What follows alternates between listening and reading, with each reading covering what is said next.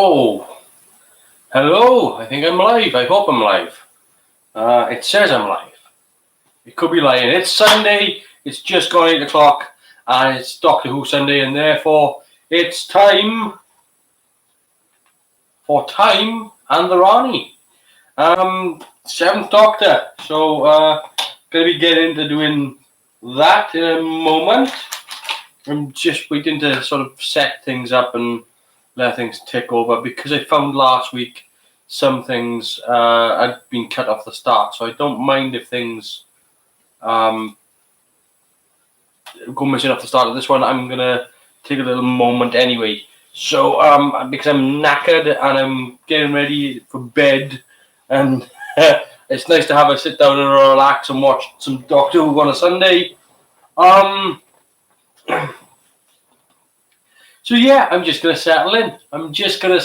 Tonight. I'm gonna have a nice good night, sitting down watching the Seventh Doctor, first story, Time and the Rani, starring Sylvester McCoy, Bonnie Langford, and of course Kate O'Mara. There's not a massive amount to say about this episode. I mean, there's a whole slew of things that happen behind the scenes, but about the episode itself, It's not the best Doctor Who story. Better than the Twin Dilemma. Yeah. This is the thing. It is better than the Twin Dilemma. It is better than Castrovalva. I remember seeing this episode as a kid. There's not many Doctor Who episodes. Like when I think back to remember seeing Doctor Who episodes as a kid, there aren't many that sort of just go. I can remember being there watching this in my parents' lounge, but this is one of them. This is one whereby I do remember seeing this for the first time round, and it was the bat-like creatures that did it for me, because they should have been scary, and to be honest with you, they weren't. And there was something, and I couldn't figure out what it was that was wrong with them. And I think what I found anyway was the fact that they were this dull. They looked like sponge. That's what it was. They looked like exactly what they were. And I don't know if if anybody remembers this, but there used to be a Grotbags TV show on, and she had a bat, a hand puppet. Colin, I think his name was, and it looked like that sort of foam. It didn't look like makeup, and it certainly didn't help making the creatures look real. So yeah, it's a bit of a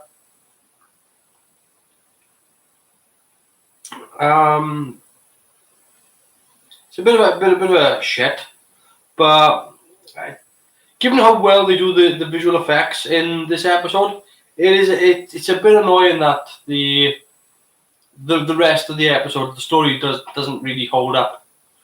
And I like Kate O'Mara as well.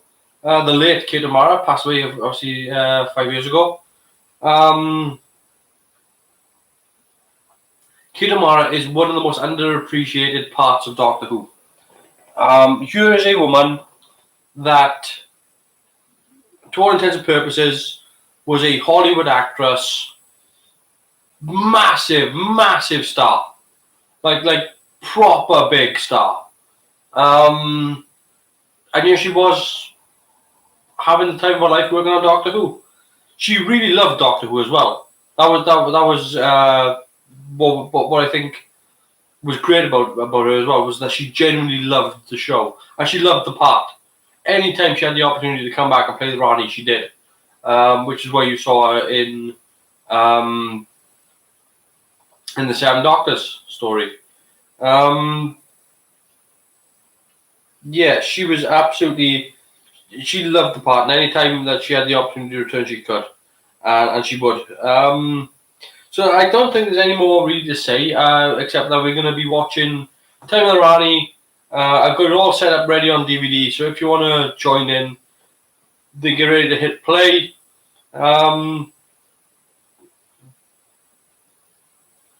Did you know director Andrew Morgan was not satisfied with his own work on this serial? Did you know Sylvester McCoy wasn't happy about it? I mean, that's a pretty... do you know what? We'll get into talking about that as the show goes on. Let's do the opening, and let's go in and do Time in the Rani. Here we go. Kick it off in 3, 2, 1. Boom.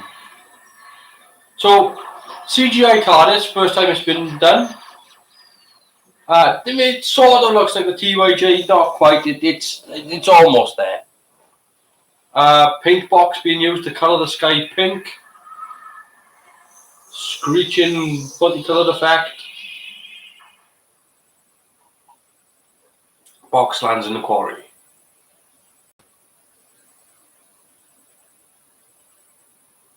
Leave the girl. It's the man I want. Pre-title sequence. And the worst regeneration in Doctor Who history. Officially. Officially recognised as the very worst. And... whoosh!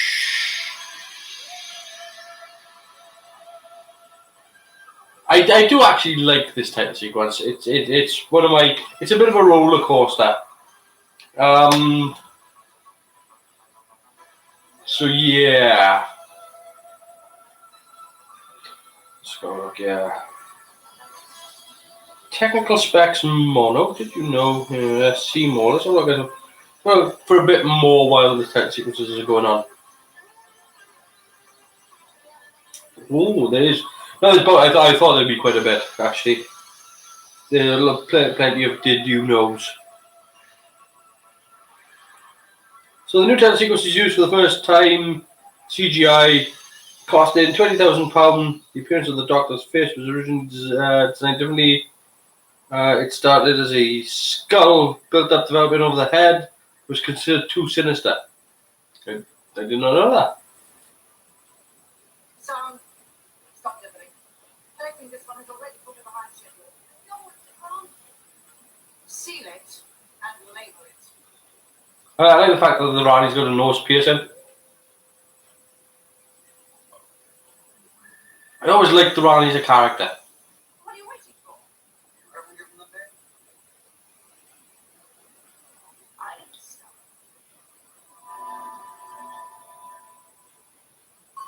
I don't know why the characters there felt like, oh, this is a shock. It's like, how do they know why I'm saying this?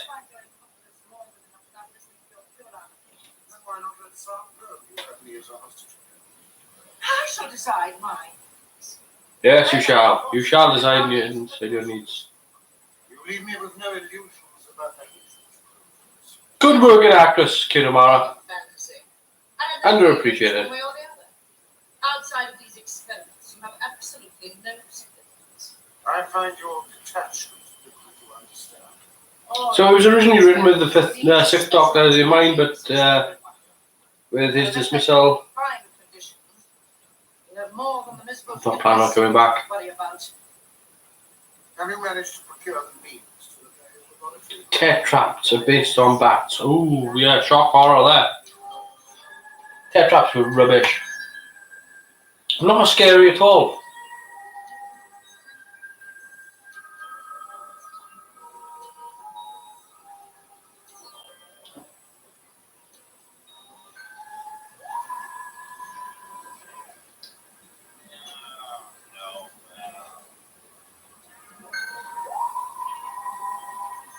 So originally the Doctor was going to regenerate at the end of the episode in an explosion. The Rani disguised as Mel tells the Doctor that he had regenerated in an explosion which gave him post-regeneration trauma.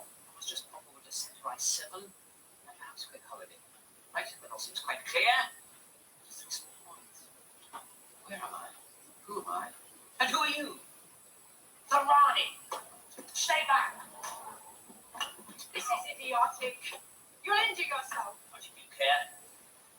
Since you were exiled from Gallifrey, you've nothing but contempt for all other Time Lords. My contempt started long before my exile.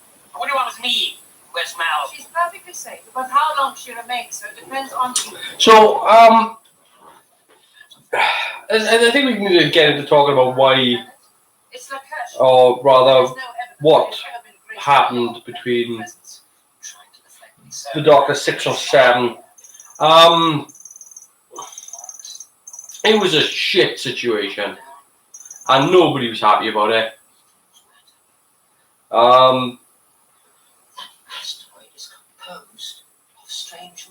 Sylvester McCoy giving it a gusto. Absolutely the right man for the job. Absolutely. One of the best casting choices made. So yeah, into the Sixth Doctor, end of the Sixth Doctor's run, the people of the BBC felt that Doctor Who needed some sort of boot up the arse, and so they decided to replace Colin Baker.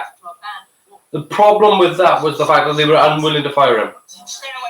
They left that to John Nathan Turner. And John Nathan Turner, of course, was friends with Colin Baker. And it created an ugly situation. The worst part then about that was that they fired Colin Baker in the November, and they had to start making Doctor Who in the March for its September release. They didn't have a Doctor. They didn't have a Time Lord. So they had to cast somebody pretty quick. They ended up casting Sylvester McCoy. And again, he was the best choice. Because if you watch the audition tapes, you can clearly see he is leaps and bounds above everybody else. I mean, he's a great actor. He's a great comedian. He's a great comic. But he is a great actor, you know. Yeah, there's the Rani Citadel. Great model. It is a great model. The visual effects, people always knock this episode, but the visual effects in this episode are bloody brilliant. You won't get far.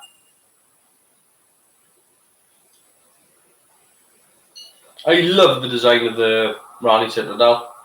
I think it's a beautiful design. Lots of kit bashing going on. But yeah, a wonderful design.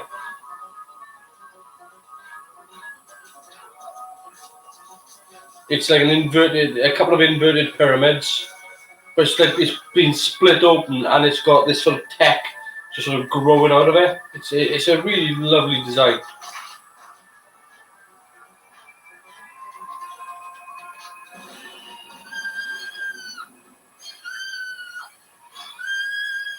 There, Bonnie Langford there. There's Mel.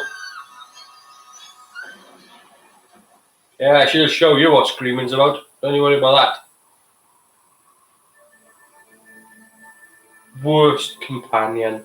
And I'm sorry to say that about Bonnie Langford. But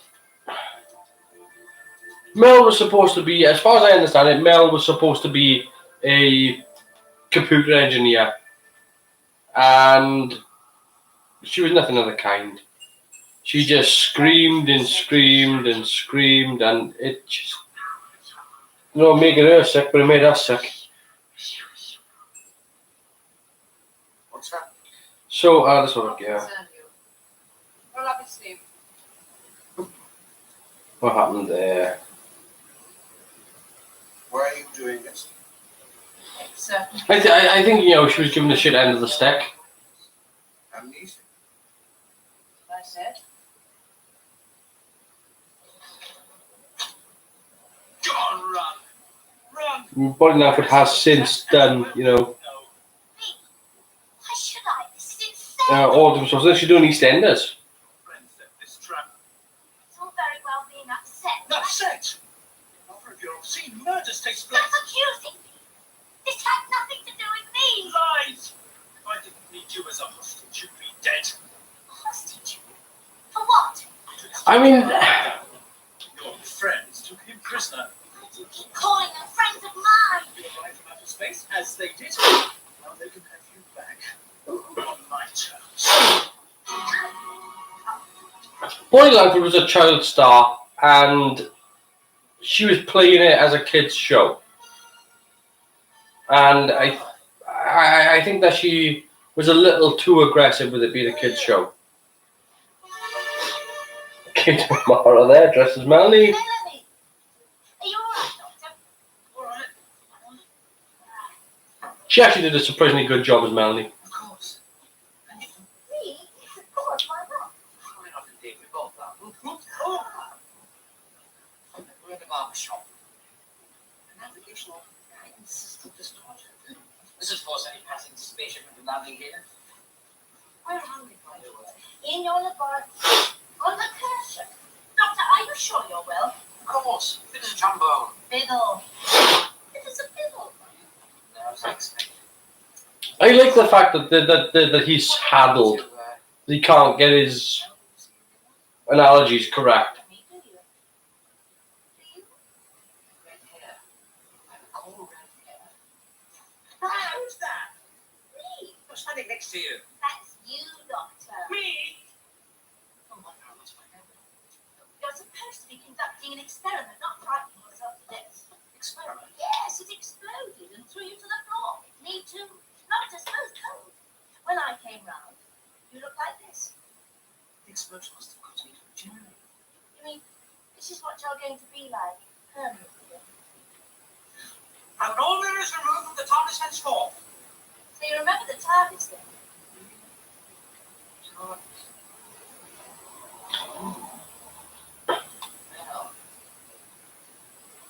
something got over the sea. I must be suffering from post-regeneration amnesia. Oh, don't worry. It'll still wear I like what Why not repair them? Sylvester's doing. It's important. He's working hard. Interestingly enough, though, I mean, I like the fact that there were all these other actors considered for the part. And one of the people that was considered for the part was somebody who actually got to play the Doctor in a later show, not in canon universe, but yeah, David Warner was one of the people considered to play the Doctor. And yeah, I mean, and obviously David Warner did play it in Big Finish production, but obviously he made it into Doctor Who during Matt Smith's era, where he was one of the submarine crew.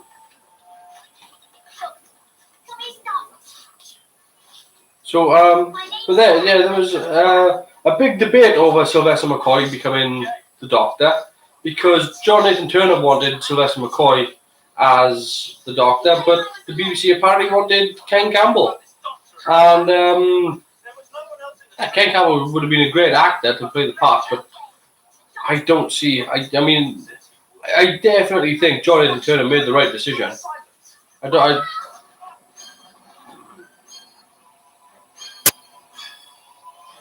Again, the effects in this episode are really good for the age. It's 1987, and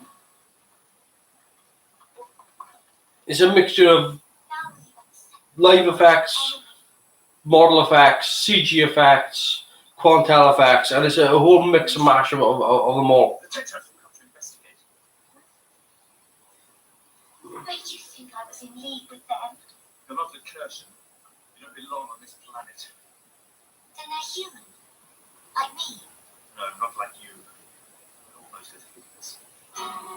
Yeah, I'll go with that. Bonnie Langford, of course, was mainly known as a dancer. Come on, where? Why I chose you as an assistant, I'll never know. So there's only 10 cast members in the show, the entire show. Not my brow.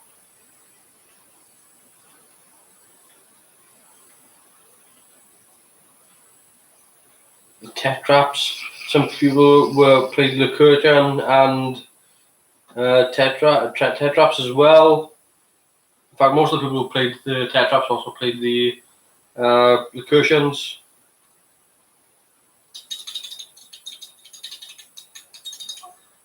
What'd you do that for? It was your fault. A bad one, but always makes his fool Tools, blatant tools. I love the fact that she needs the doctor, but she just can't tolerate him. At the moment, I feel far from superior.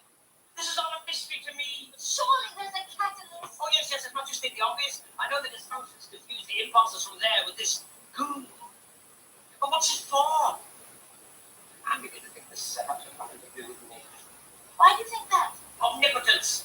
The mind behind this bag of tricks operates on a grand scale.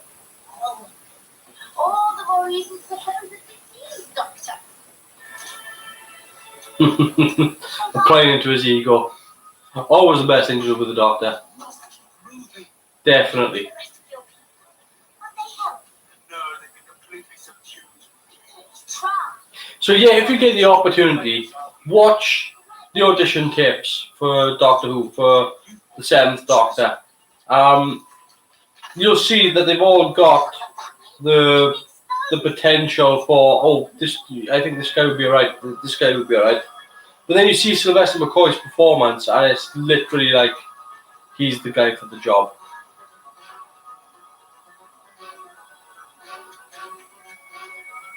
Don't know who done the music for this episode. We're gonna have a quick look at that. Always providing they don't flash us out first. So yeah, What's in there? I have no idea. music department was Don't blame me, Doctor. I'm gonna Kev McCulloch. No, he said the air wasn't sterile enough for humans. That's it then. I'm doing nothing until my memory returns. Nothing until I know what I'm about. Oh, come on now. No, I will not work. Nice music, sort of. I would say kind of Terminator-esque inspired. It's got that rhythmic sort of Doctor, really? beat going, but not done with drummers, but done with rhythm.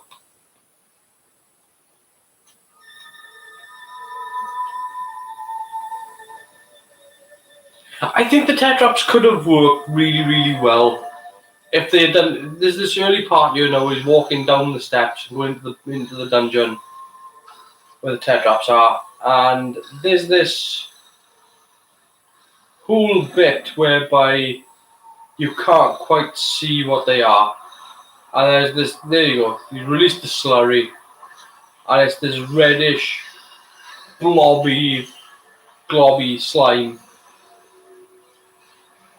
And you can't quite see what these tetraps are. And I think that's how it should have worked. They shouldn't have been. You're just overexcited. They shouldn't have been seen in as bright light as they were. What is it? This water. Oh, you drink it. I don't want it. Don't try to humor me. Leave me alone.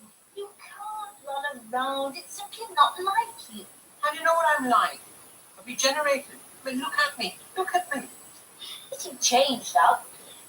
But I'm sure you must still have the same sweet nature. Perhaps this is my new persona. Sulky. Again, the big problem with these sort of BBC productions is the studio lighting. I was at fault. Even so, that's probably how I am now. Everything is so flat. There's not a shadow on anything. It's a lottery. I've drawn a shot.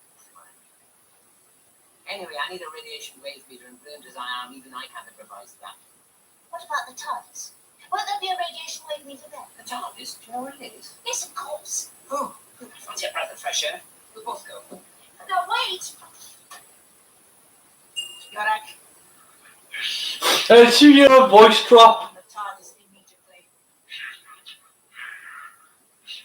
Let's find out, you incompetent fool. I'm coming now. Yes, Doctor, come in. Brilliant stuff. I'm a bit wasted, and that's fair.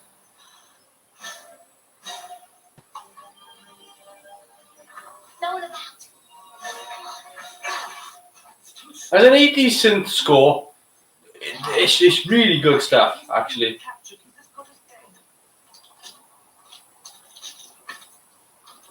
Rather unusual species. Can't say I recognize it. Humanoid with reptilian influences. What would you say, Mel? The curse. A race so indolent they can't be bothered to bury their dead. Really? I suppose we've explored this planet. I wish I could remember. There's not a lot to remember. The benevolent climate has induced lethargy. They fail to realize their full potential. I don't know how to judge them now. Not mine, yours. Oh, I know. Unless I like Good line.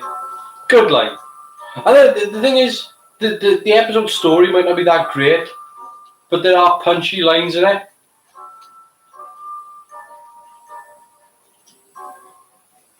All right. I'll find him without you. So, Without the doctor. the exterior of the TARDIS that was used through the 80s is really sort of my TARDIS then. It's the TARDIS I grew up with, and it's the one that I always think of as the TARDIS. Even though it's not my favourite TARDIS, that the ones I think of as a better design, better practically, better influenced. But when I look at that one, that's the one that makes me go, TARDIS. And you know, there might be some that are there might be some that are practically better than. So like the signs don't go to the posts properly, or the signs look better, or they illuminate better, or there's all that. But even so, the TYJ is still the one I automatically look at and go, that's the TARDIS. Yes, yes, yes. Very elegant. Ah, thank goodness this regeneration I regained my... So this episode as well also was the episode that ended up sparking a bit of a debate with the fans. And it was problematic for, and I think unfair in some ways for the cast, Sorry.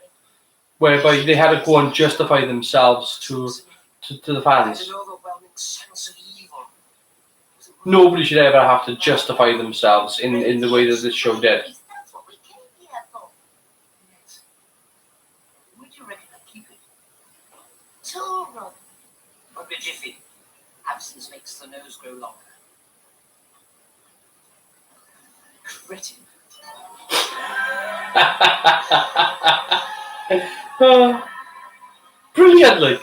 Brilliant stuff. But complete lack of patience just makes me laugh. Yes, you're right. What is it? We have found a lost girl, Mistress Focus in on that. Saturn. Mistress Rani. That's the name, the evil name. Is that her, Doctor? Well, yes, it must be, yes. And she's evil. Completely. Then she must be destroyed. Destroyed. Let's not be hasty. I don't like the fact that the Doctor refers to the Rani as evil. See, I don't think the Rani is evil. Morally untempered, maybe, but I don't know about evil.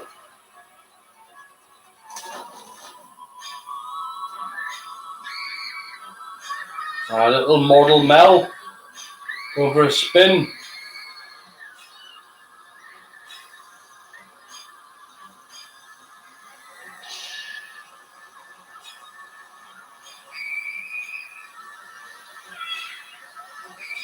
Do we good at Langford? Oh dear. She's supposed to be a computer engineer. She's supposed to be like oh, not so much an engineer, but what do they call them? Yeah, she's a computer engineer. I'm sure she is. So quick look.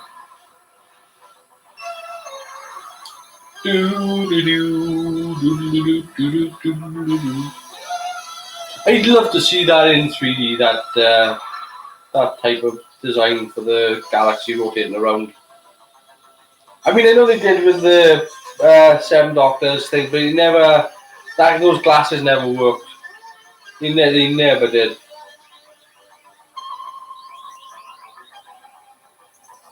Oh, am I gonna have to open up a new window?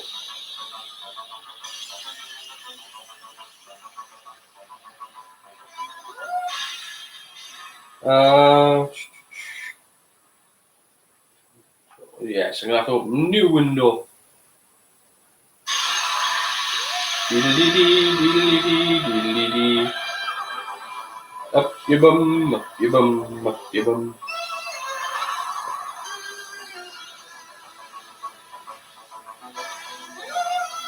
It's the only time they've ever used a time bubble in Doctor Who. And they don't even use it in the end title sequence. It's only in the opening.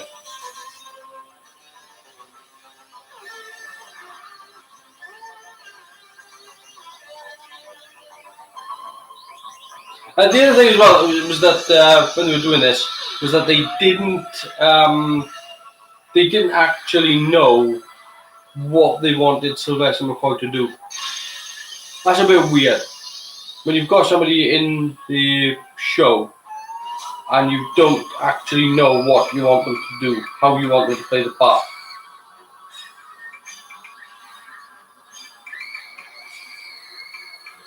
Like, even the director was like, I'm not sure what I want him to do. I want him to do one thing. So you had John Nathan Turner saying, do this. You had the director saying, do that. You had other producers saying, no, do this. You had the exec saying, do this instead. I mean, it was just a mess. How the hell the show even ended up being as good as it is? Which is not great. It's just, it's like a 6 out of 10. It's just completely average. But the fact that it is completely average is a success.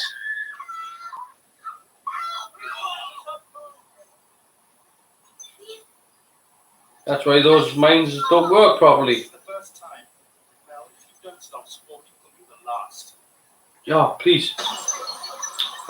Michelle-ish. I know she runs off with some long glitz. Alright, it's okay.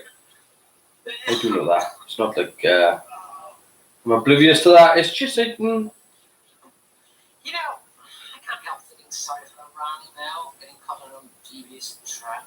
She's got nobody to blame but herself. Ursula, what was she doing prowling around on the coast? Well, I'd have thought the reason was obvious.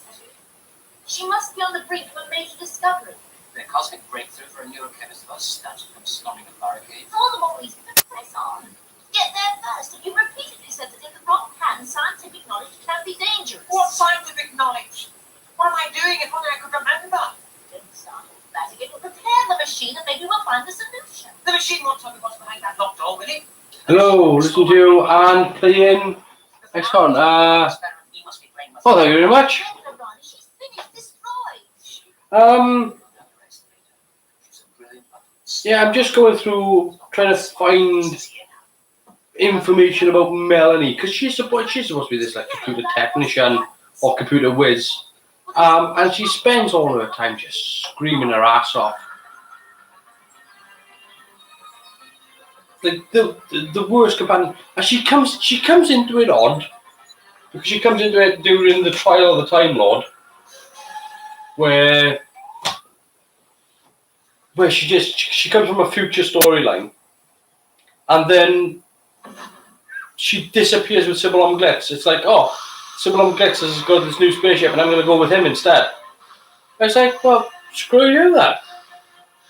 I mean, it does lead to, Sophie Allred showing up in Dragonfire and being the listen to your Twin Dilemma and Robot vids over the past few days, and yes, Mel sacked. She again, like Bonnie Langford can act. She's in these, done EastEnders and stuff like that, so she can actually, put together a sentence and make it convincing.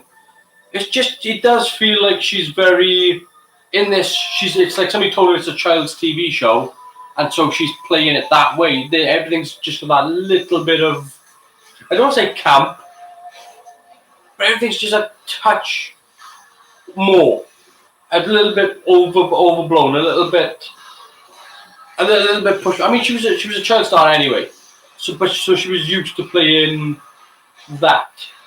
She was tainted with just William persona at the time. Yeah, I mean, And she was doing like she was a popular common TV figure for ballet and stuff like that as well. But she was used to being a child star and being told that she's going to be playing in another kids TV show, which is what they told her. It wasn't family entertainment at the time. This was like, we're going to play a children's TV show, and I think she was sort of aiming for the 6-year-olds, like. And it's not the best looking show. Like I said, the visual effects in this episode are incredible. For the time, for 1987, the visual effects in this particular show, Mike Tucker and his team done a fantastic job. But then you've got the costumes on these bloody characters. What are they, the cushions? And then you've got foam rubber head bat that she's screaming at from 30, 40 feet away. And now he's fending it off with confetti. You said graffiti, but no, it's confetti. I mean, have I read the mad Norwegian press books about time? No, I haven't.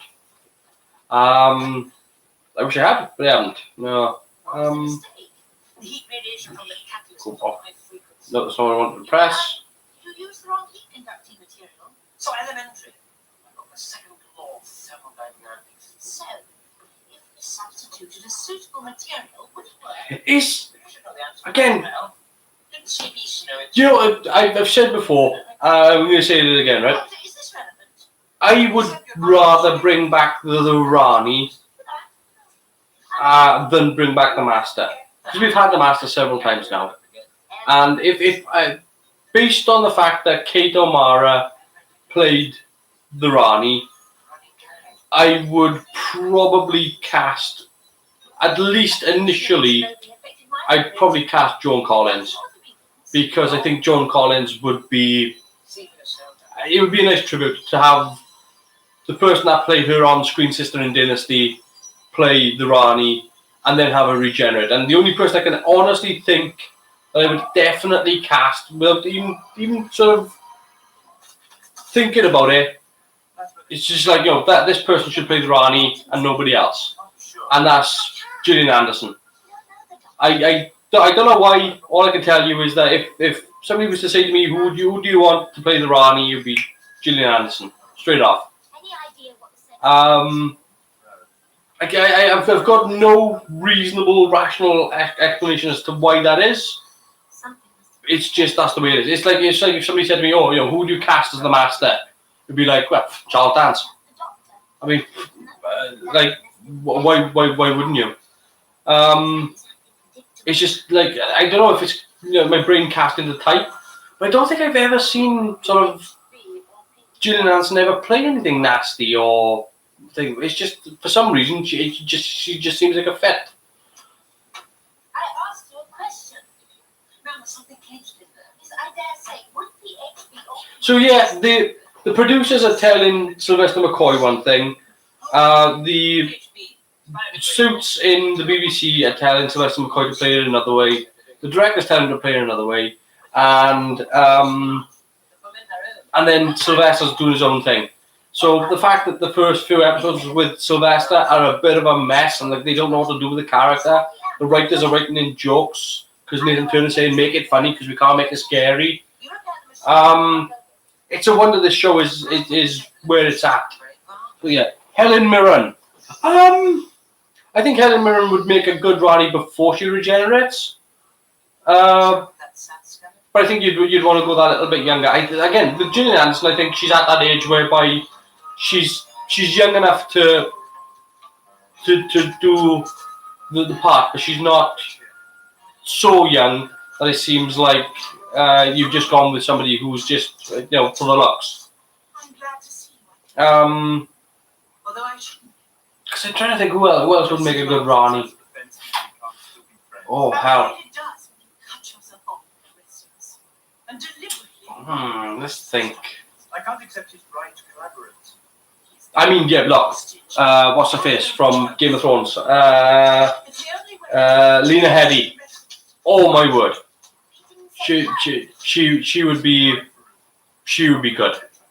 I mean, it's a bit to type with what she's doing as Cersei Lannister, but I think she'd knock that out of the park. So yeah, Keely Horse. Keely Horse. From which direction? I'd have to look it up. I'd have to. They're not there. I should look it up immediately. She's escaping from the Tetrap headquarters.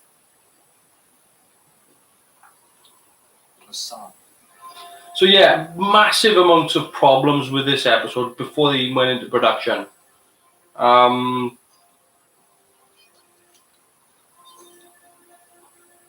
People disagreeing with how the show should be, what the show should be about. Even people in the writing room were totally disagreeing with what the show should be about and who should be what and where. I didn't realize. I had to be. Oh, I know. Yes. But she was in Doctor Who, wasn't she? She was a Doctor Who villain. I was going to bed. She was.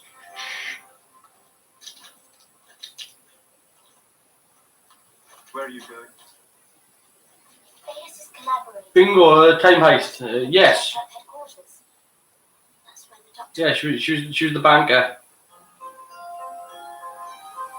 Yes. I mean, there's no reason why you couldn't get her back to play a different part, or just say that part was her as the Rani just exploiting something. It's easy enough to write in. But again, I think the Rani makes a much stronger character than the Master, because the Rani's driven by a desire to find out. So on the spoons, brilliant spoon player. I mean, that's just crazy nonsense for fun. Not a serious bone in that man's body, and yet you can do drama incredibly well. You're still determined to get No matter what. Yeah, so back to talking about the Rani. The Rani was a scientist first. The only problem with the Rani was that I think what they were trying to say with the Rani was that science should have a moral ground, a moral landscape, and it doesn't. And that's what the Rani was a scientist without a moral boundary. If it made sense for science, she was going to do it. God, those Tetraps look awful. Oh, good grief. Did you ever read the Virgin New Adventure books in the 90s? Yeah, it's hard to say, because I mean, I would remember reading the comics, and I remember reading different books, but I couldn't, for the life of me, I tried to stay away from the extended media stuff, because at the time, during the 90s and all that, I was mainly reading DC comics, DC and Marvel, and I didn't really have extra time for Doctor Who extended media, and I didn't really need it because it was on TV, so yeah, there we are. Mel showing that she's a bit more physically active than Yaz, because Yasmin just can't. Some of the melodramatics. The pathetic impersonation doesn't fool me at all. Incidentally, that wig's not you. Yeah, go on, scream, keep screaming. Give her more reasons to scream. Yeah, I think the first real Doctor Who book that I remember reading. Oh God.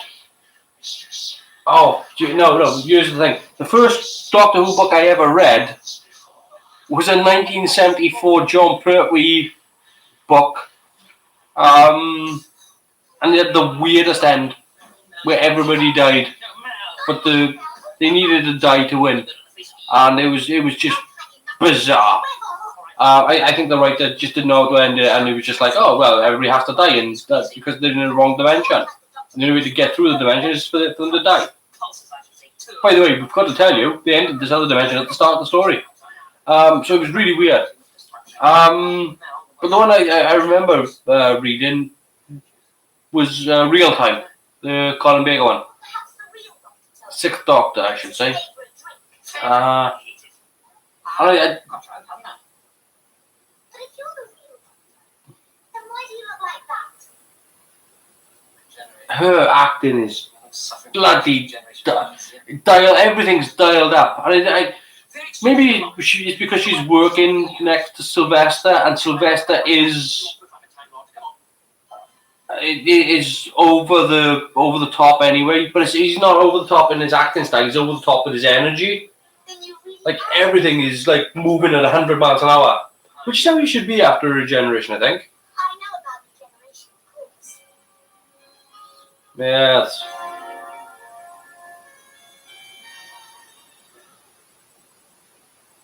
You're completely different.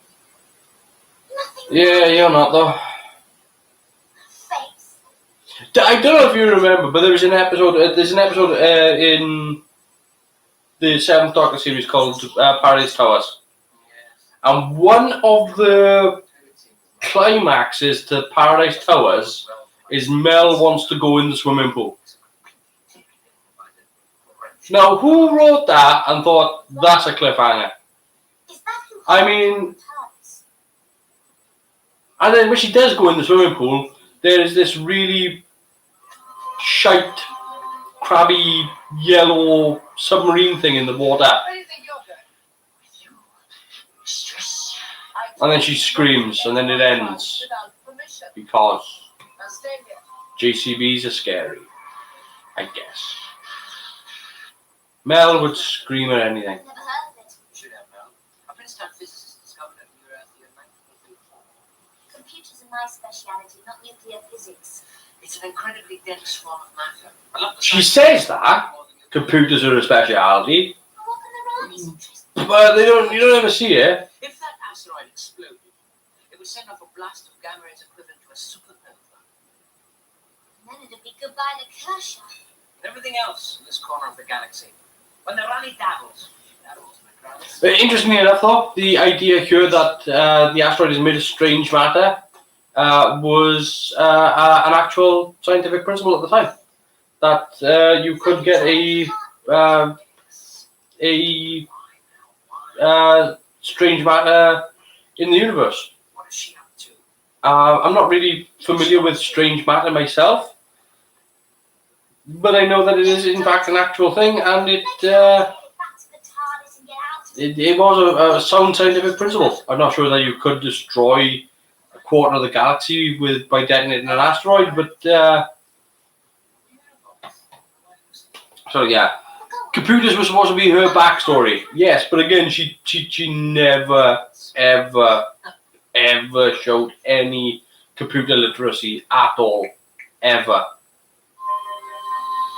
Not unless she was her screaming was her attempt to communicate with a modem. A computer banking scam with a master, I think.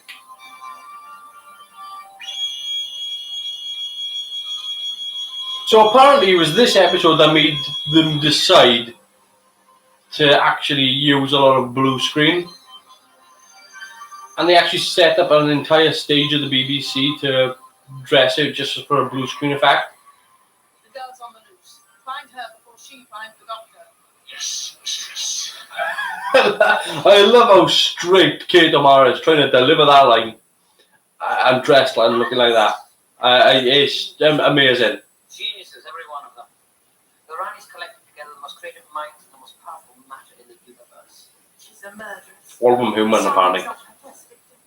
There've been many.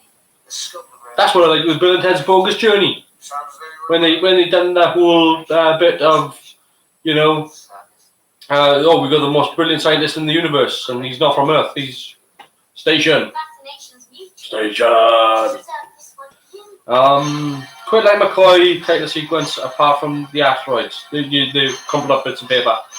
Yeah. I like it. I do like it. I wish I'd seen it I remember when they done the Seven Doctors, Dimensions in Time, and when they done that, that was done for 3D. They deliberately made the episode so that there's lots of cameras moving left and right and panning, and they deliberately made it for 3D.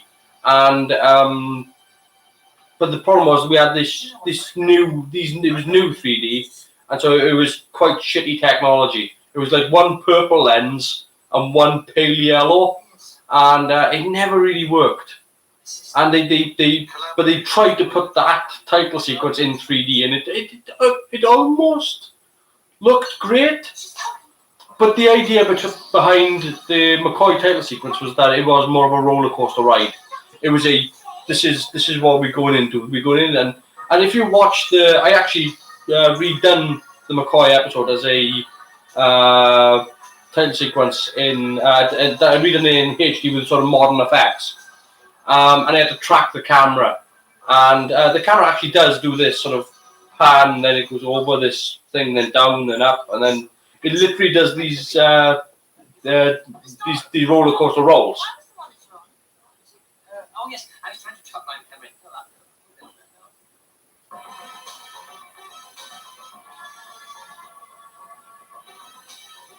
I don't think they actually do explain in this episode what the hell it actually is that the Rani's trying to do. I mean, I know she wants the dark matter asteroid, and I know she wants the Doctor because the Doctor is an expert in thermodynamics.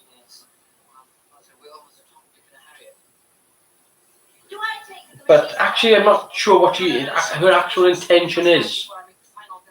What's the result of her experiment? What is she trying to achieve? First and second Doctor spinning heads. Ah, yes, yeah. So if I told you It's kind of it's one of those moments whereby you don't. Yeah, that's the last performance you get really of John Pertwee as the Third Doctor. Because not long after that,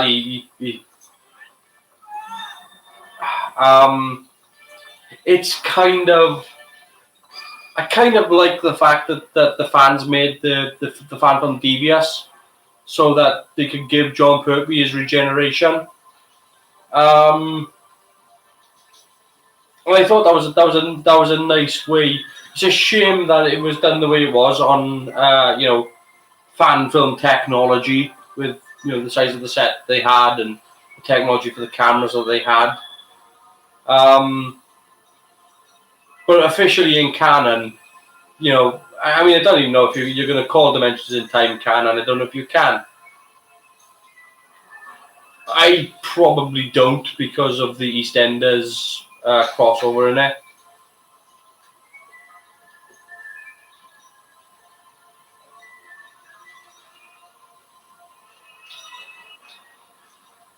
I think any time you go to a Doctor Who episode that sets itself on Albert Square, I think it's time to discount it. And the Tetraps. See, the less you see of these things, the better they look.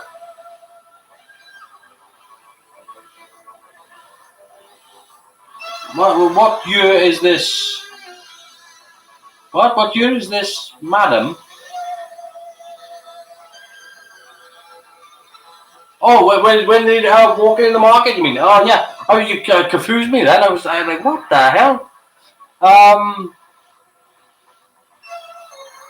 There were lots of confusing things in Dimensions in Time, where one companion would regenerate into another companion. It's like that's not how it works. The companions don't regenerate, and they would have the memories of the other companions. It was like nothing here makes sense, and it was just they did it more successfully when they had a Doctor Who fan write. When they had Stephen Moffat write Curse of Fatal Death. That was done much more successfully as a script, as a story.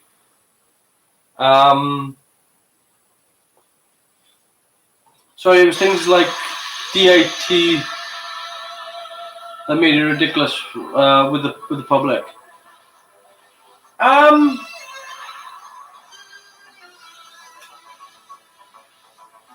I mean, look. This is the downward spiral of Doctor Who, right? And they managed to pull it back. Andrew Cartmel worked his balls off to pull this back because John Nathan Turner didn't want to do Doctor Who anymore. After what happened with Colin Baker, John Nathan Turner was done. He didn't want anything to do with Doctor Who at all. Michael Grade made him make Doctor Who. And he wanted nothing to do with it. So John Nathan Turner's on his way out. Sylvester McCoy's on his way in. They had John Nathan Turner fire Colin Baker because they didn't want Colin Baker, but they didn't have the balls to tell Colin Baker that he was fired. They left that to John Nathan Turner. So they kept handing him all the worst garbage to do, and then tried to make it this show. And again, you had Pip and who was it? Pip and yeah. Doesn't say. But they were right in this episode, and they disagreed with yeah. Let me just go through Pip and Joe Baker, and they disagreed with other people in the show. Interestingly enough, this is actually. So one of the people that are uncredited in the episode for Time of the Rani is Sidney J. Newman, and the reason why he was given the credit then, or not given the credit, was that he had offered Michael Grade. They'd gone and seen him to try to pick his brains as to what's the best thing to do for Doctor Who, because they wanted to know. And they'd already established that they were going to regenerate. That's already a given. But what was interesting was that in the letter that Sidney J. Newman gave to Michael Grade, was that he actually said, at some point, you're going to have the Doctor regenerate into a woman. And when this happens, you have to take a lot of care because it can't be a Wonder Woman type character. It has to be a character with flaws because characters without flaws are bore, and you must. And this was 1987. So the fact that a lot of people put this pressure on Doctor Who now for you've regenerated into Jodie Whittaker. This was a plan for a long time. The only reason why they didn't do it was because, well, I mean, after Sylvester McCoy wasn't on the air. So yeah, his plans were mad. Trumpet playing child, Patrick Troughton returns with whimsical tone. I mean, yeah, they were. You're quite right. There were a lot of mad stuff in his plans. The child was supposed to be a 12-year-old. She was supposed to have an 18-year-old brother that was a graffiti artist. Yeah, there was a lot of stuff that he had suggested. But again, it was throwing ideas up in the air, and but he was right though when he says about you can't have a Wonder Woman Doctor. It has to be a Doctor with flaws, a character that has some sort of failings.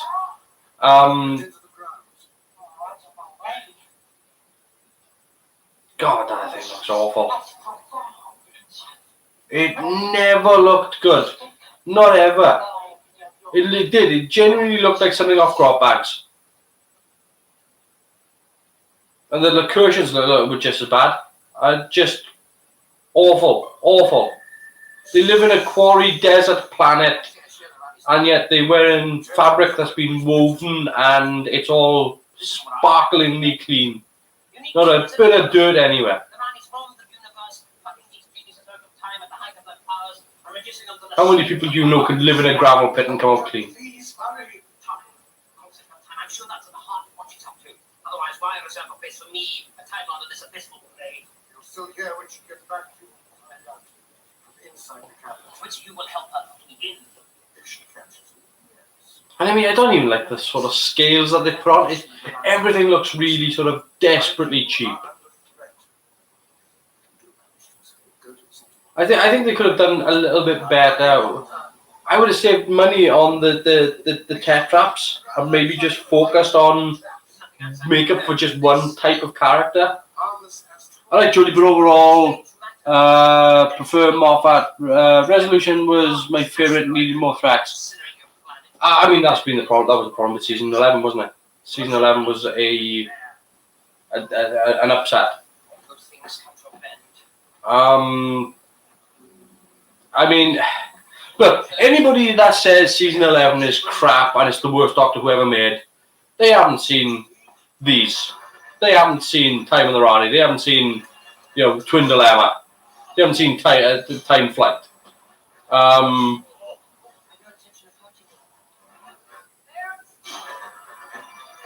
I mean, God, like, if anybody ever says anything about, I am okay with people saying, Arachnids in the UK is a terrible episode of Doctor Who. That's fine. But don't say it's the worst episode of Doctor Who when you got Happiness Patrol and bloody that damned Licorice Allsort man as the bad guy. I mean, gee, oh God. I mean, it's not Rubber Frog bad. I'll give it that. That's still probably the worst effect in Doctor Who's history, given the budget. And you have to bring the budget into consideration, clearly.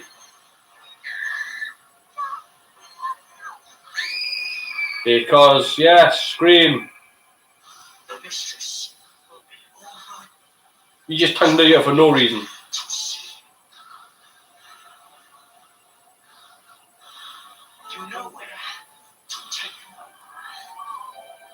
Oh, nothing about those look good.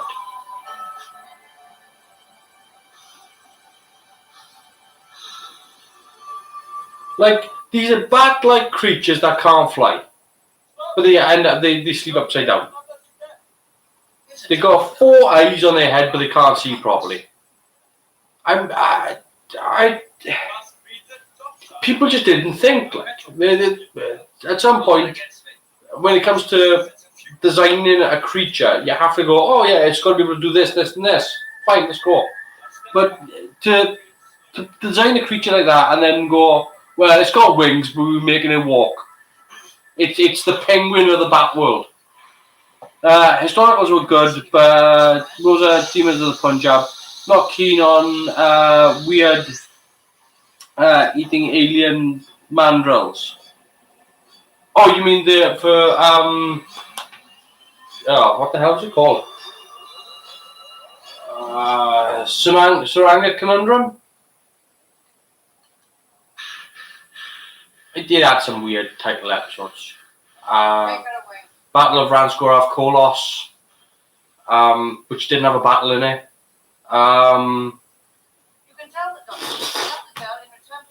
Ghost Monument, which was a deadly planet which didn't kill anyone.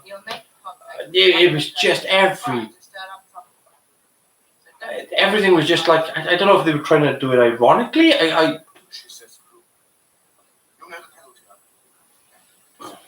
Nibbler from Futurama, yeah, everybody's, yeah. There's no, the second when I done the review for it, it was just like, straight after I watched it, I done the review within, I guess, 15 minutes after watching the episode.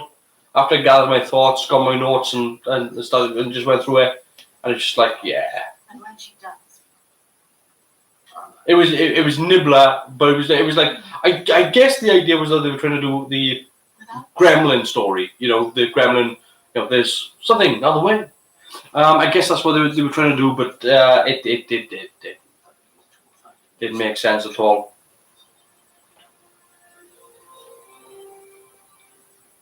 And again, you've got Kate O'Mara here, back to Time of the Rani. You've got Kate O'Mara in this episode.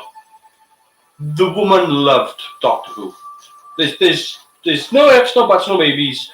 This is a straight up Hollywood actress, and any time they wanted her to play the Rani, she was there. And she absolutely loved loved it. And it's just a shame that she never had her moment as the Rani. Like, she had these stories like Mark of the Rani was pretty much just her sort of overshadowing the Master. But the Master was kind of a ridiculous hero by the end of his run with Colin Baker anyway.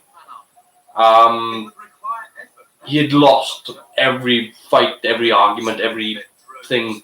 So when he got to Mark of the Rani, he was a joke. He was a pantomime character. He was Captain Hook, and against Peter Pan. He wasn't Moriarty versus Sherlock Holmes anymore. He was literally Captain Hook versus Peter Pan.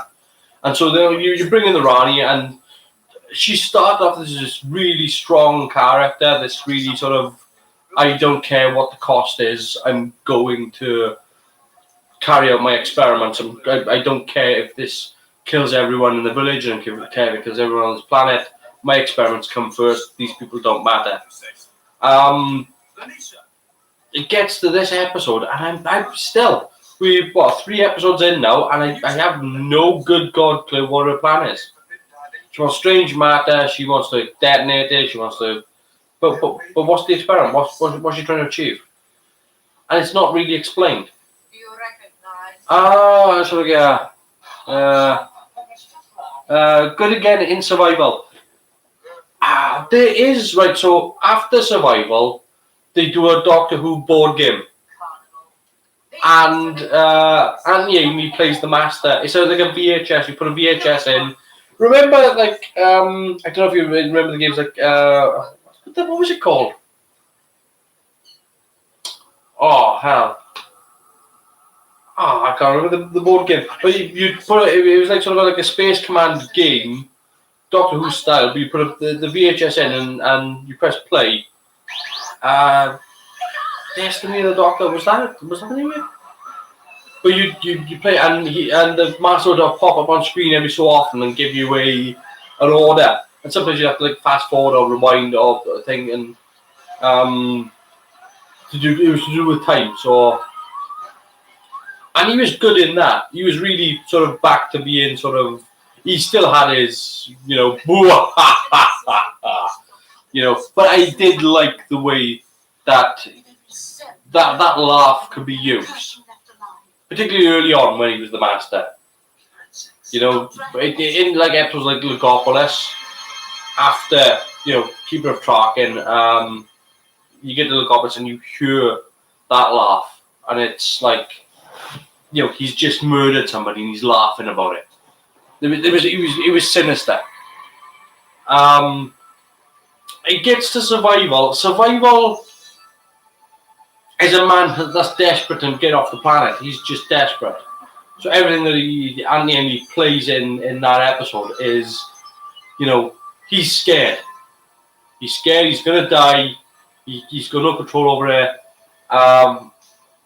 And he starts to change. And he's changing into one of those cat people. I think they went a bit far with the cat people makeup in that episode. Because I think Anthony Ingley looked the best when he was sort of halfway there. When he had the eyes in and he had the teeth, and Tremas was well written, acted, maybe just down to write in. I mean, like again, look, Keeper of Traken is probably one of the best produced episodes that they did before you get to later on.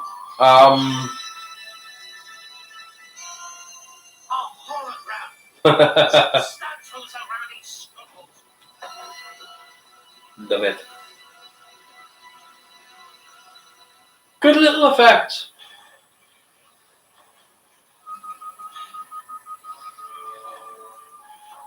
You've got to look at these effects. Be sincere. 1987. You've got model tetraps with life-size actors with blue screen with, it's all layered in. As soon as the machine is operational, increase the brain stimulation. And they only ever, I think they only ever had like 2 costumes. The computer control needs constant monitoring. I can't. Again, the main problem with the look of this episode then is lighting. Everything's too lit, so over the top with the lighting. Everything's just like you can't have a shadow anywhere. Can't people who are watching TV can't see shadows. They're not allowed to. It's your responsibility. Bomb the lights on, But I can't govern the driver. She's not on and the it just doesn't make anything look good. Non-cooperation. The costumes don't look good. The makeup doesn't look good.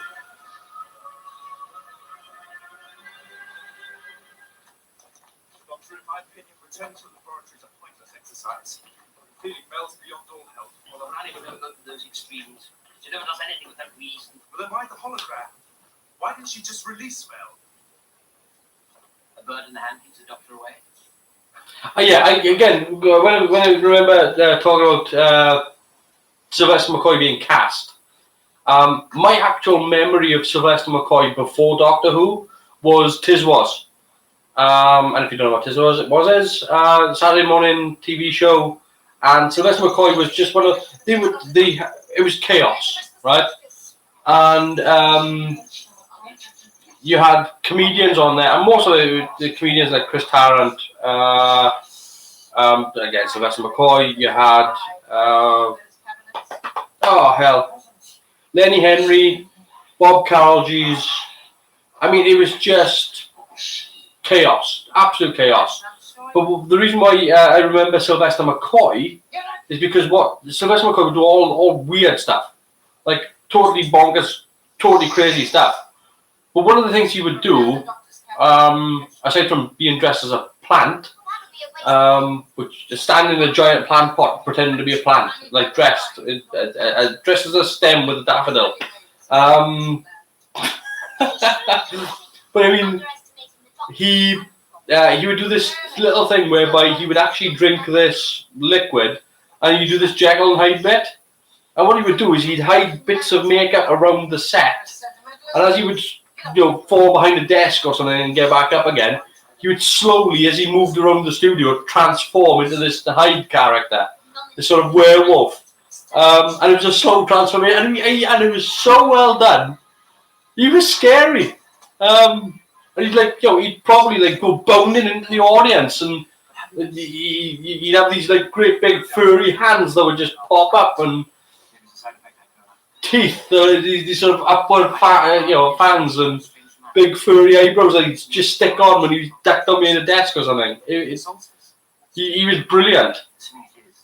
Rani's overriding priority will be to meet that countdown. I'm so glad that he was appreciated by other people that not only grew up at the time, but Peter Jackson is a Sylvester McCoy fan. He grew up. Sylvester McCoy was kind of his doctor. It's one of the reasons why he's in The Hobbit. And the fact that he is genuinely a very good actor, that helps. But it shows how good an actor he is. By the way, when you get to things like Curse of Fenric and Remembrance of the Daleks, and there's I think everybody remembers the sugar speech in Remembrance of the Daleks, where he's asking him, would it make a difference? We have been expecting you, Doctor. Yeah, rubber tongue. We must be able to do something. Can't we make it blow fuse? Oh, what good would that do? These two be kept alive. I don't know. You're the computer expert. Compliance codes. You're wasting your breath.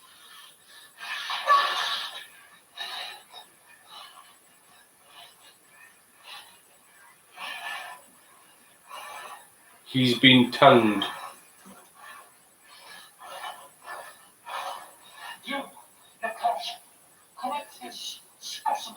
The voices don't even sound good either. No, leave him alone. I wanted to. Unlimited rice pudding, etc., etc. It's a great speech.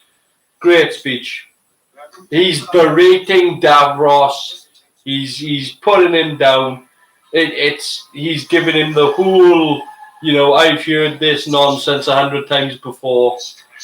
I mean, that's wonderful. It is. Remembers of the Daleks, brilliant. It is a fantastic episode of Doctor Who. And it's everything. The fact that you've got this one Dalek that's in this compound, and you've got the military show up, and they're just shooting the living crap out of it, and it does nothing. And I know, like in modern Doctor Who, they've done it a couple of times. They've done it in Dalek, they've done it in Resolution, where this one Dalek is like more than a match for everybody else. But it was really Remembrance of the Daleks that kind of went, no, this. When we say one Dalek is dangerous, one Dalek is bloody dangerous.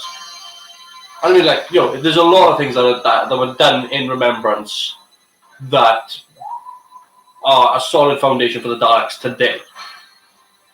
Them going upstairs, them being able to have battle Daleks and different functioning Daleks, and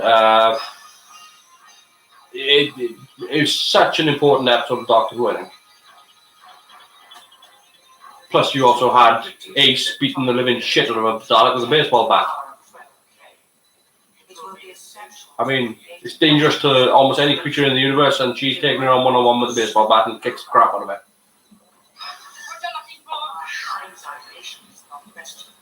Our understanding of time is still at a primitive state. It won't be once the Doctor has added his contribution. The giant brain. See, that's what I thought when they showed the Ood. I thought it was why they didn't try to tie it in. Remember when they done the episode with the giant Ood brain? I've shown it at 20. I've shown it at 20 something recently, and they were very impressed. Ace and Special Weapons, Dalek, Gate Explosion. Oh, the Gate Explosion always makes me laugh every time I see it, because I know what they did. Behind the scenes, I know what happened, and that always makes me laugh. Whereby, at the end, it's one of those things whereby, the effects guys are going, how much have we got left? That box? Oh, we'll use it. You just put it. We can't take it back. No, we're not taking it back. We've got it. We may as well use it. We'll put it on the gate. Go on, stick it up. They want a big explosion. This should be okay. Click. Boom. Gone. Car alarms 3 miles away, still going off. I just every single time I see it, that door goes to splinters.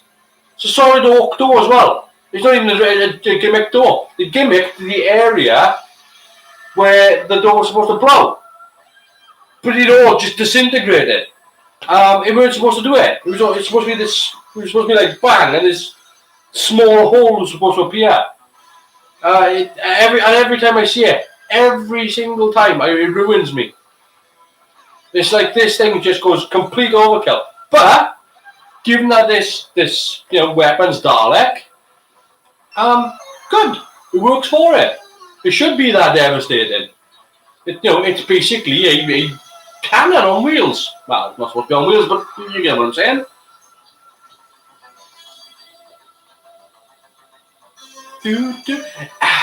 Right. I like the graphics. I'm not so sold on the music. I think it works with it, but you can see what it is. It's very sort of BBC News type.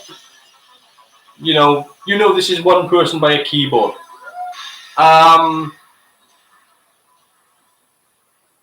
Whereas the whole theme, is just rocking it. Just absolutely just kicks ass. And they haven't done it better. They haven't. I like the David Tennant one for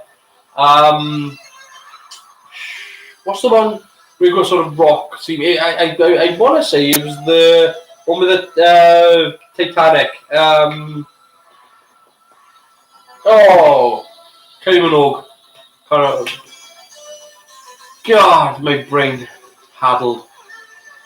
But they sort of add a bit more of a rock theme to it, and I think that was pretty good.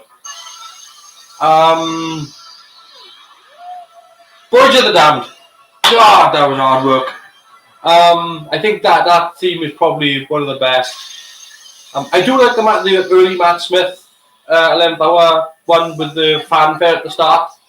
I didn't originally, but it was like you got to do, and no, the fanfare, I miss it when we don't hear it. But the Howl theme is just kick ass all the way.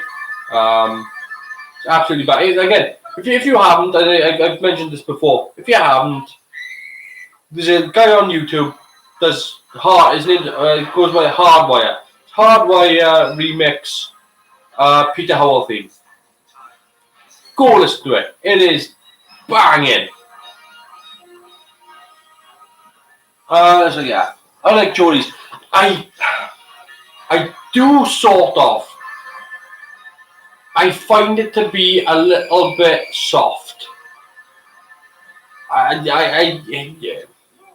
You know, it's got this dubstep to it, but it's muted, and I don't get why you wouldn't just go, you know, make this bombastic, just make this like Doctor Who. Like if you can't make the title sequence exciting for a show that's supposed to be exciting, then, and again, it's just that it's not exciting.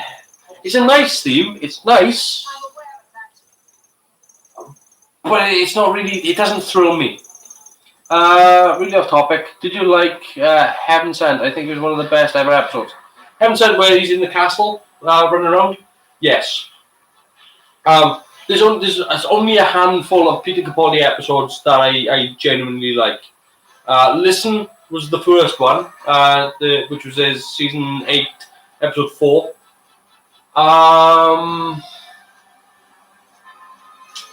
Missed the rest of that season. Forget it. Into the Dark, garbage. Robert Sherwood, garbage. Forest of the Night, garbage. I kind of liked the Under the Lake episode. What was it? What the hell was that called?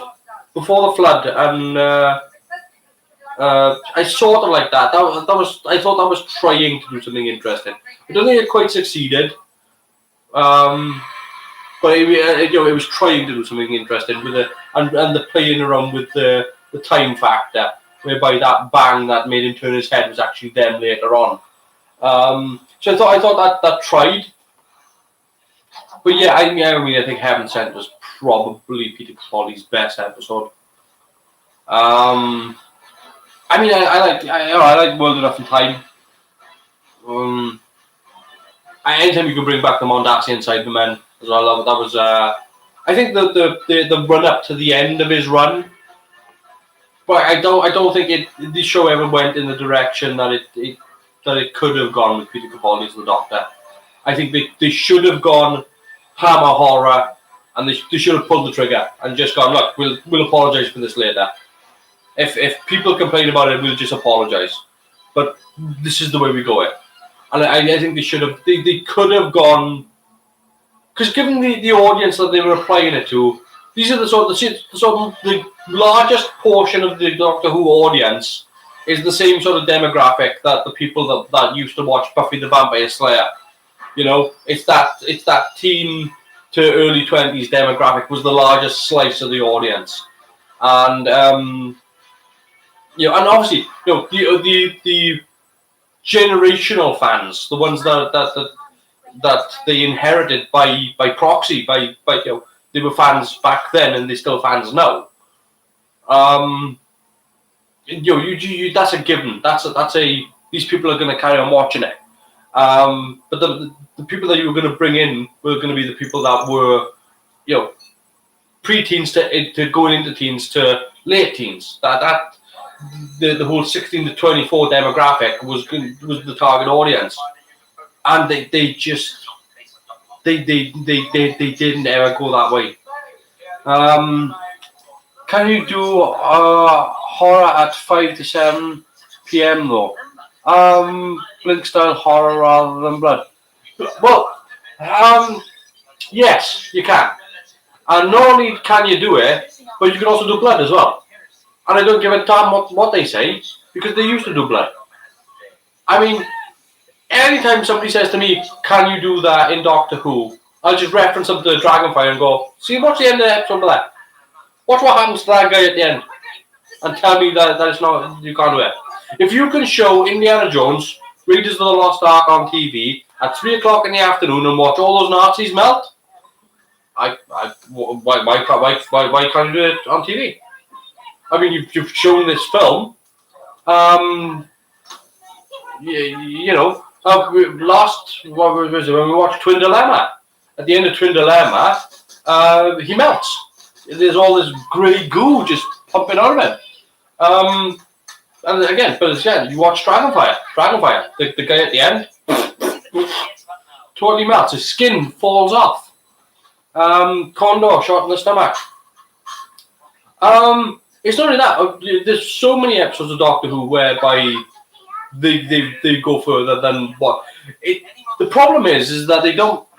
The people in charge now, the people who didn't give a shit about Doctor Who in 2005, are the same people now who won't let them do it because she's got a trip.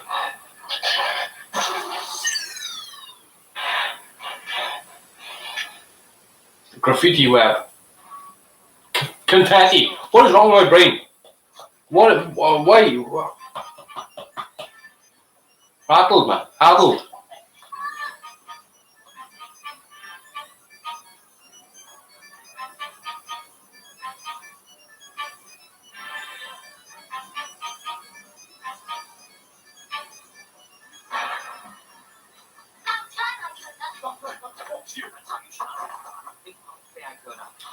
So yeah, I mean, we were talking about the effects earlier, whereby the effects for this season, in fact, improved with Mike Tucker and the crew. They were using Quantel, they were using Paintbox, they were mixing model effects, matte painting effects, CGI. It looks really, really for a 1987 TV show. It looks really, really good. Hello again, technical problems. Oh, welcome back. Yeah, just the look of this episode for what they were trying to do, because I really do love the Rani Citadel is a gorgeous design. It's this inverted pyramid with this broken brick and this tech that's being forced out of it, like it's growing technology. Not so keen on the spaceship. Do you know what you're watching next after this one? Yeah, next week it's going to be the Doctor Who movie. Basically, I'm doing all the regeneration episodes first to get the. So after that, it'll be Doctor Who movie, then it'll be Rose, then it'll be Christmas Invasion, 11th Hour, Deep Breath, and then The Woman Who Fell to Earth. So it's going to be that, and then after those, I'm going to make it a choice episode. Then it's going to be favorites. It could be 2 minute segment, it could be Genesis of the Daleks, City of Death. Pink Triangle TARDIS though. Well, for the Ranis, yeah. Oh. I'm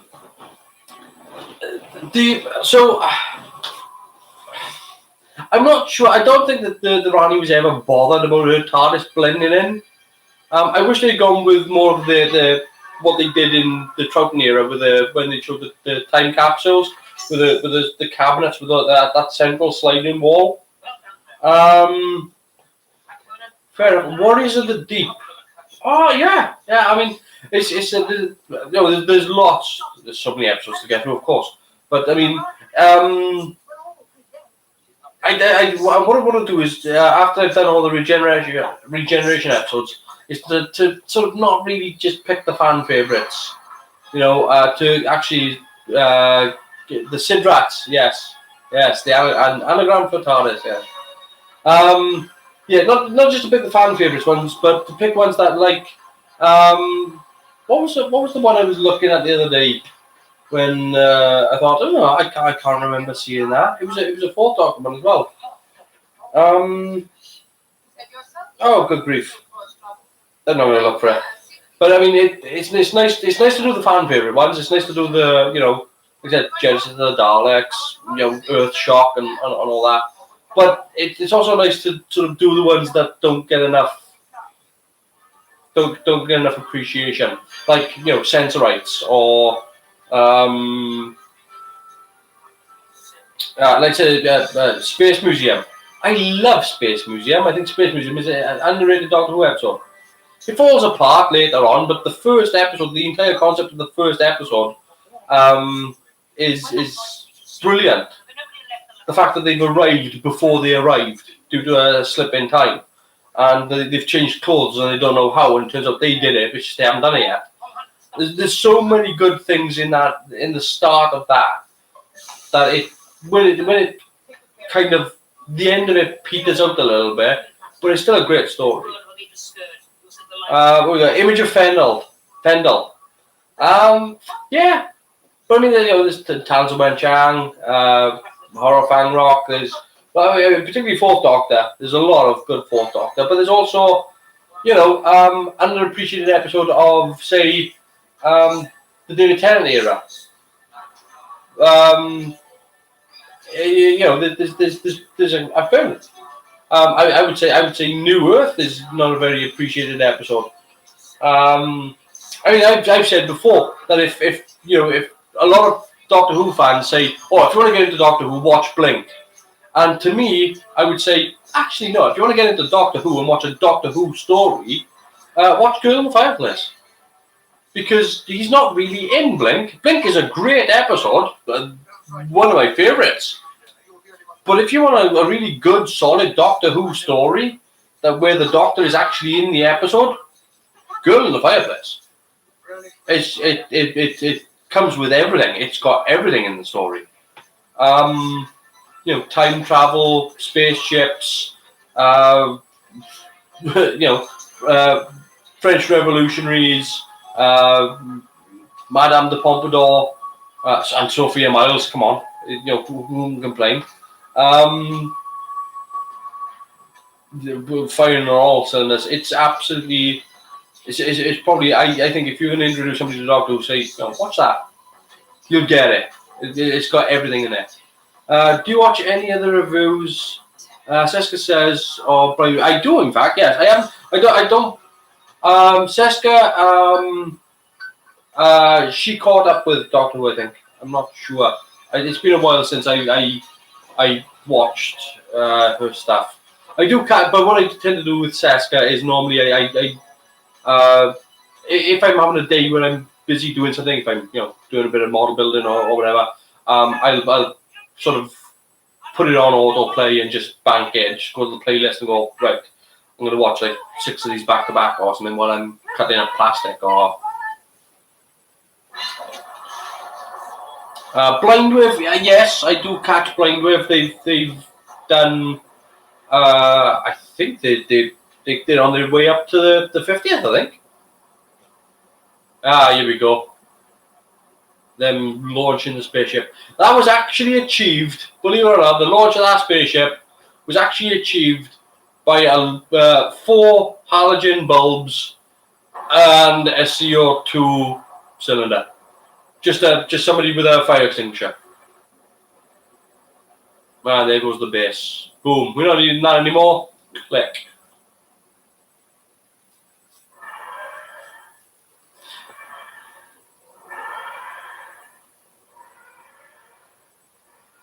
See, she got away.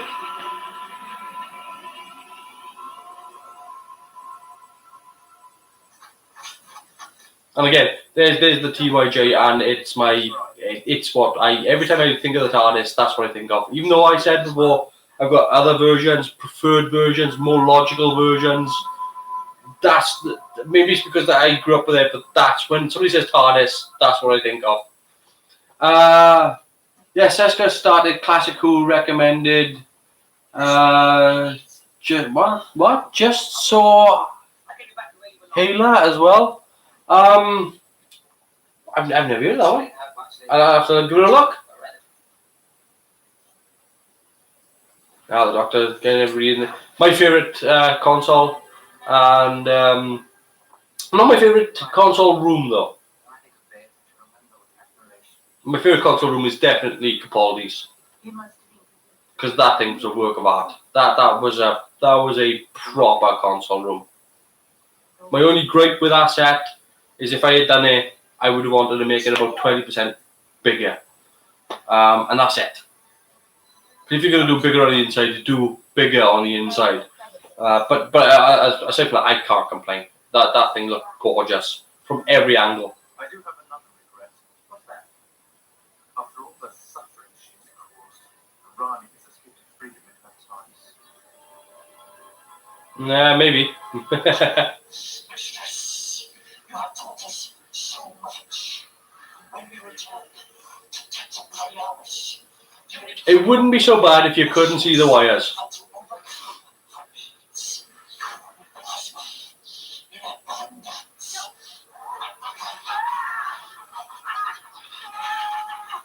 She actually did kick him in the gut.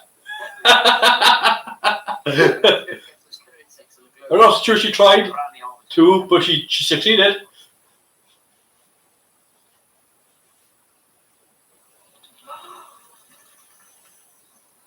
You're impossible. Why did you do that? tell her. I truly believe that our people should meet their own challenges if they are to survive. It's God, It's the never. they just look bad.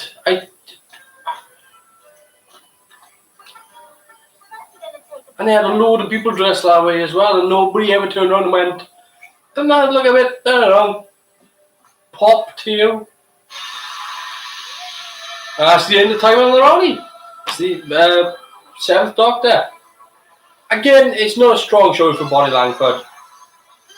Not the best final appearance for Kate Amara in canon, but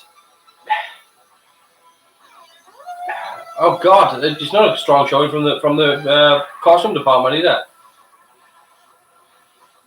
The effects succeed. That's the good news, and it's the first time they use CGI properly in Doctor Who. So that's. I mean, the first time we ever see a CG TARDIS is at the start. So I'm gonna press stop on the DVD there. So look, yeah. The consoles before the 5 Doctors never had enough controls. Things. Do you know? There are a couple of ways of looking at it, right? The auxiliary control console room that Tom Baker had was a lovely idea. The console in the middle that he was using, though, was just infinitesimally too small. It was just this small little wooden thing. It looked lovely, the room looked lovely, and it probably is what probably led to the design of the 8th Doctor's TARDIS.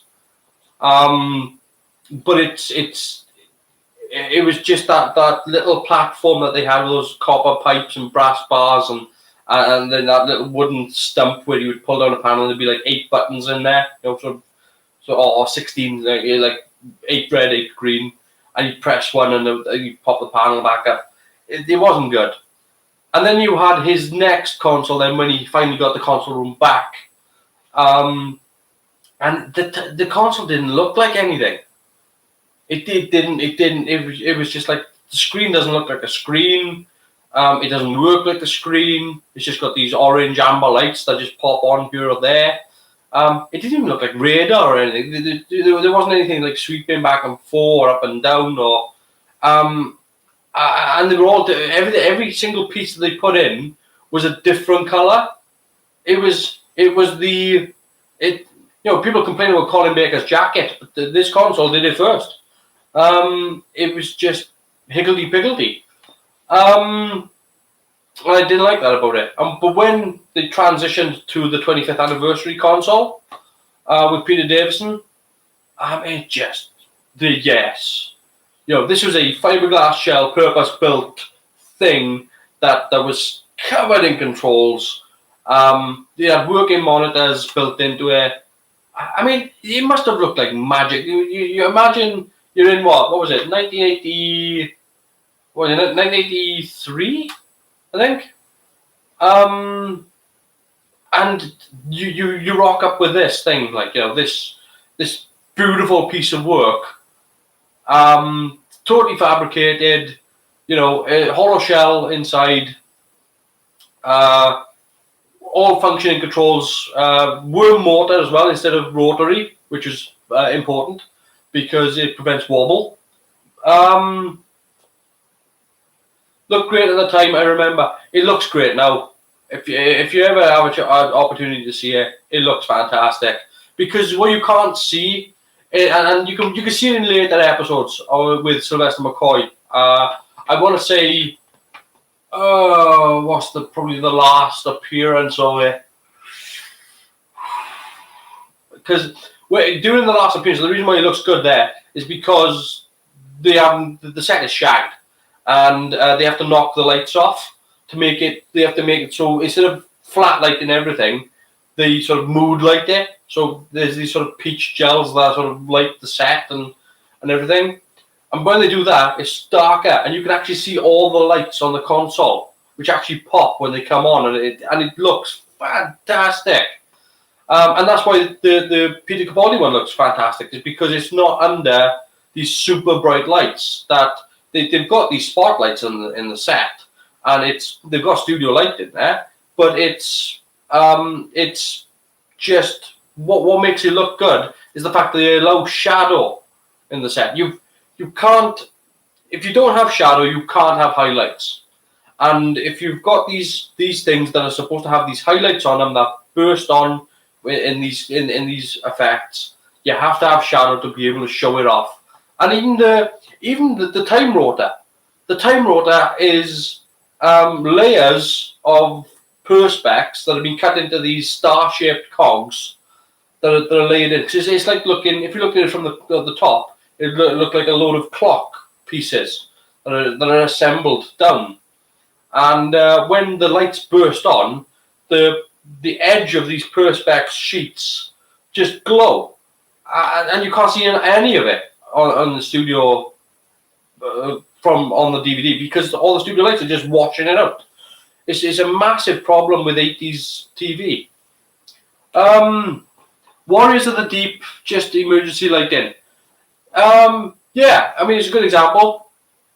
But I mean, again, you know, one of my favorites is the Hartnell console as well, for a similar reason. You know, if you see the Hartnell console under sort of a dramatic lighting as opposed to flat lighting, it just looks great. You know, and that's also got, you know, you've got lights in the time rotor, and you've got these perspex pieces and mirror pieces in there, and it's just bouncing light everywhere, and it looks fab. It genuinely does. I mean, look, we're going to get to my least favorite console. I mean, I'm not really fond of the Whittaker console. I'm not fond of the Whittaker control room at all, in any way. I think it's a botch. I don't like time rotor fingers. Oh God, alive. Crystal thumb. Spinny rotary TARDIS thing on the console to tell you that you're moving. Biscuit dispenser. Oh God, what are you doing? What are you doing? A terrible design, absolutely terrible.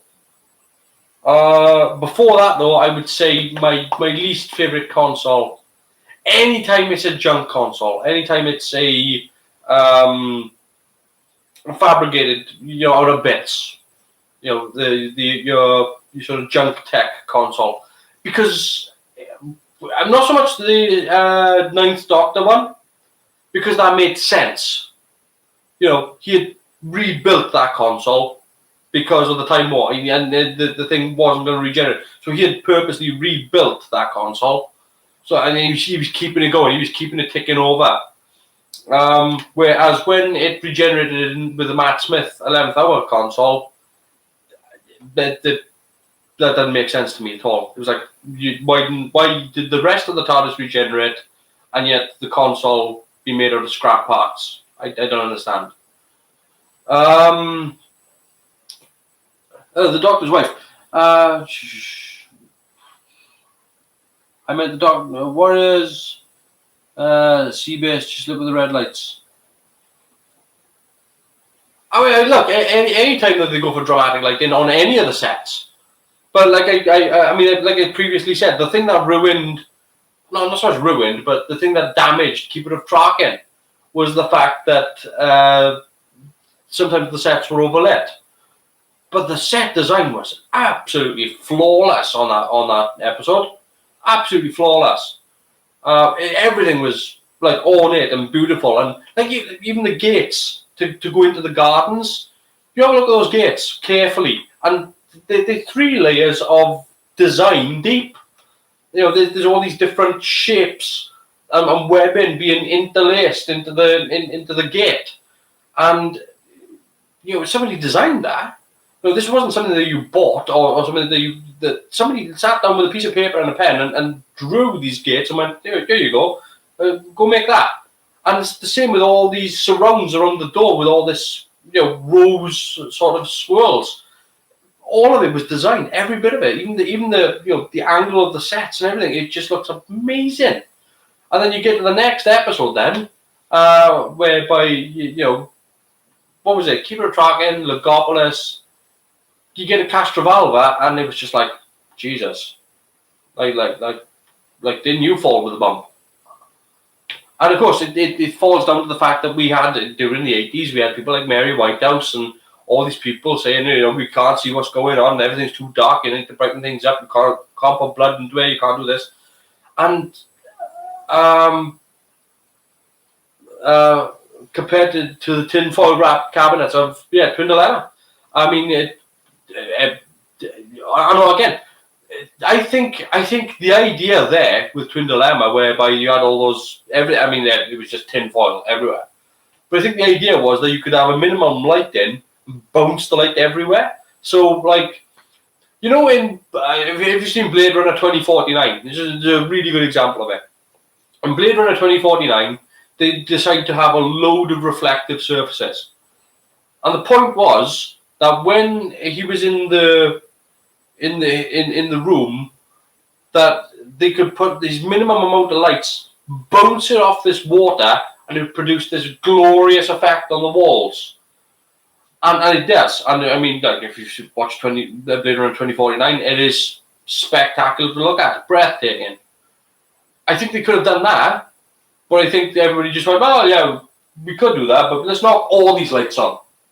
Let's just turn them all on. And then you watch it and going, Jesus Christ. Same, yeah, Time Lash. I mean, there's so many. There's so many that Arkham Infinity. You know, lighting is such a key to how you demonstrate and how you tell a story. Like you can tell a story by having lighting. Like if you just do something like this, you know, whereby somebody's got a screen on, you don't need to know what's on my screen to have light, you know, on my face to say, hey, you know, there's light. There's, you know, he's looking at a screen because he's reading. So, you know, and all you've got is a small glow of light just to indicate. You wouldn't have that in 80s studio lighting, because everything's being bombed with flat, even lighting, and everything's been softbox lighting. It's like the softbox is everywhere, and all of the studios were lit that way. Look, I'm talking to you about this, and you need to know that I did work on a soap opera. I used to work on years ago, but I used to work on a soap opera called Publicom, about soap opera for SOC. And we had a limited amount of time on the set to light the sets, and that's why all soap operas look the same. It's because you don't have the time in between the setups to do specialty. You can do like morning lighting and nighttime lighting, but most of the time you're reliant on the fact that you can't move any of those lights, and the most you can do is turn them up or turn them down. you don't really have time in between the setups to be able to set up something special. Like, you know, the most you could really sort of do is say, hey, I'm going to knock that spot over there, and it's going to come through the blinds, and it's going to make a little bit of a shadow on the wall if we turn these lights down a little bit. You could get away with things like that, but you've never had time. You were working on standard setups, standard camera setups, and that was it. And it's the same thing applied to Doctor Who, particularly in the 80s. It was a case of get it in, get it out, down, get it done. Do you ever go on to Gallifrey Base? I used to go on to Gallifrey Base and to Outpost Gallifrey. I am like Outpost Gallifrey like collapsed, didn't it? So there are times when, because I tell you what it is. I really enjoy the shows, and I do like the expanded universe, but I don't like it when people treat the expanded canon as canon. And it's because anytime somebody wants to change it in the show, it's difficult. Sometimes you get fans that say things, and you go, well, that's not true. I say, oh yeah, no, it happened in this book. It's like, I don't care. It didn't happen on screen. Oh yeah, but the book is part of expanded canon. Like, gee, I don't. And sometimes you get, and sometimes it drags you down as well. You can get into arguments with people for hours, and I think I blew a fuse a couple of months back, and I can't do it anymore. I just can't. I can't allow myself to get sucked in and waste my time getting sucked into those things. I'd much rather sit down and watch an episode as opposed to get involved in pointless discussions over what is essentially extended material. And the extended material that they do, like Big Finish Audio and stuff like that, is great stuff. It's fantastic. Not knocking them for what they're doing. It's when the fans get involved and you get people telling you, oh no, this is real because it mentioned. It's okay for the show to reference the books in terms of when they done Night of the Doctor and he referenced other companions. That was good. There's nothing wrong with that. But then it doesn't legitimize all the stories with those characters. It just legitimizes those characters. But you get fans then that will use that as sort of like, here's evidence that this is canon. I do have to tell us, etc. Could you send me some pics? I can send you some pics if you like. Absolutely. Yeah, 100%. Yeah, absolutely. I will absolutely. And what? So let me just have a quick look. I'm going to go on to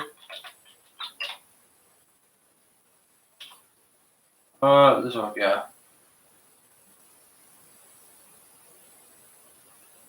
Where exactly have you posted artwork? Have you posted on Gallifrey Base?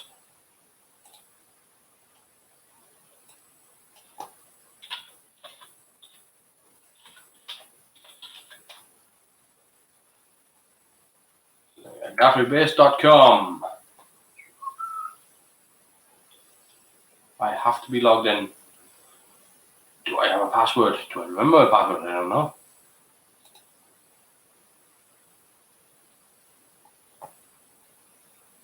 So yeah.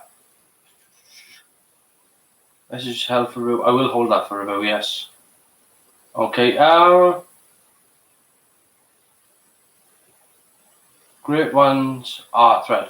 Do you know what? I will absolutely give it a look when I got more time. Because I'm coming up, I've just crossed the 2-hour mark now, so and I have to be up for work in the morning. First thing, not looking forward to it. Who looks forward to a Monday morning? Oh, good grief! But thank you for joining me. You have absolutely made my night. So yeah, do me a favor and give the video a thumbs up. Next week I'm going to be doing Doctor Who movie with Paul McGann. I will email you. I will absolutely. I've copied your address. I will email you just after this. Broadcast when this comes to an end. So I'm gonna wrap this up now with a quick talk about where we go, which is to leave 7 into 8, and interesting what they thought would make a good Doctor Who. It sets itself in San Francisco. 7 gets wiped out very quickly by a set of machine gun fire. In steps Paul McGann, and off we go with the 8th Doctor. That's going to come up next week, and there's some interesting things about that show, which leads me to go, oh, this could have been so much worse. So take care, and I'll be here 8 p.m. next Sunday for more Doctor Who Sunday, and have a good time, and I shall see you next week. Take it easy, guys.